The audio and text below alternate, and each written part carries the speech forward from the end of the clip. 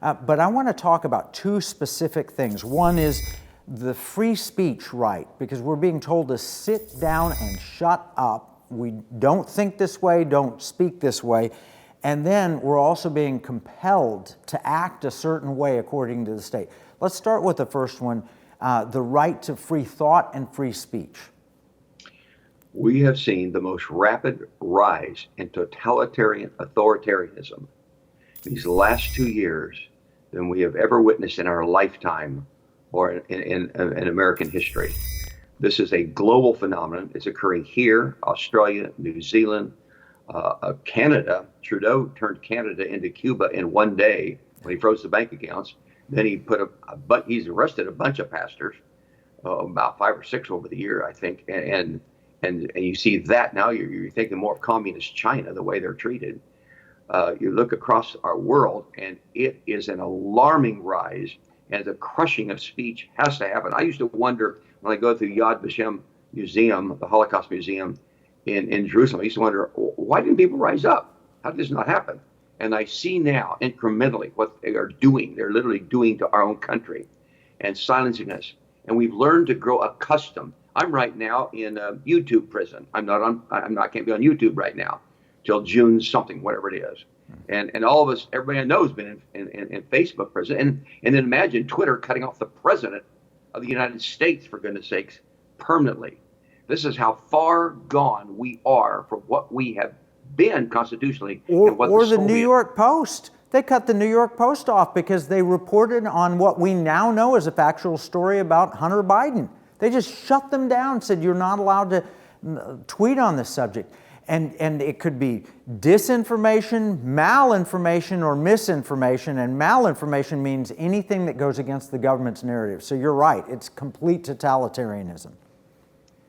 Every single person I know who's come to this country from a communist country, when I'm with them, they are terrified at what they're seeing in this country. They've seen it all before. They recognize it exactly. I do what I call taxi cab interviews, in that every time I get in a taxi cab, the taxi driver is never from America. They're from some other country. And I was like, really, why'd you come here? Where are you from? Why'd you come here? Some can articulate fairly well. Some kind of flounder to articulate. But it boils down to what brought them from their country to this country is the freedoms we enjoy. And even such things, political freedom, economic freedom, and religious freedom rise and fall together. Right. If you find two, you'll find the third. If you find one falling, you'll find the other two are going to go behind it. They rise and fall together. What you're speaking of, the freedom of speech, is a political freedom, but it also ties directly to a religious freedom. It also has views in the whole economic liberation that we all enjoy, and the freedom, liberty we enjoy here in this country. There are certain biblical principles that have made this country what it is. I just jotted down from one of my buddies who wrote this book recently: rule of law, private property, ingenuity and entrepreneurship, the productive work, and well-adjusted global markets, well-functioning global markets. Those 5 ingredients that are biblical principles are the economic foundation of our nation. And those and others like it are being crushed out. Speech, the capacity to do what you want to do. You're fired from your job. Your occupation is taken from you.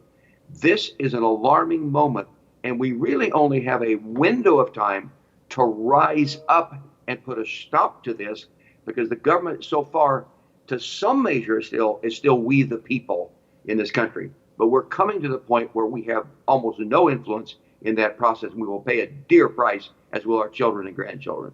Well, there's no question that speech is being suppressed. But it's not just enough to be silent. You also have to act the way the state tells you to act. And that means you shut down your churches. That's one example. Or you go get a vaccine because it's been mandated. You have to do this. If they can force a vaccine into a person's arm in order to keep your job or anything else, that is the most severe form of economic warfare and tyranny, isn't it? It is. And it's interesting. I interviewed last night a man who rose up in the ranks of globalism. He wasn't one of them, but they didn't know he wasn't. He rose up in the ranks as a young man for many, many years, going to the top globalism meetings. And one of the ones that shocked him the most early on was one in Washington, D.C., with the leaders in Washington, D.C. This is a number of years ago now. And he gave the name of the speaker. The name of that speaker said, "We will only achieve what we must achieve as a global government if Judeo-Christian values can be put aside and wiped out.